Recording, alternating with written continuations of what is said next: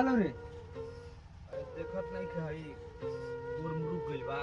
रुक गइल भैया। कहीं जाके दिखा लेते हम। अरे कहाँ दिखाई यार, डर लगता। एक काम करे, हमर दोस्त देखेला। बे हां चल तोरा तुझे दिखा लेते। तोर बहू ना नु ना सर मैं ना सिखल बा, बहुत बढ़िया बनेला। सल दर्द करता हां यार। चल चल चल तो अरे कातना दूर हो यार, दर्द करता यार। अरे वो कहाँ बैठल हो? चल मारा चल। चल यार, उहे बैठल हौ। हां वो बैठल यार ए जगन्नाथ भाई का होलो? देख ना यार, गोड़ मुड़का ले बा।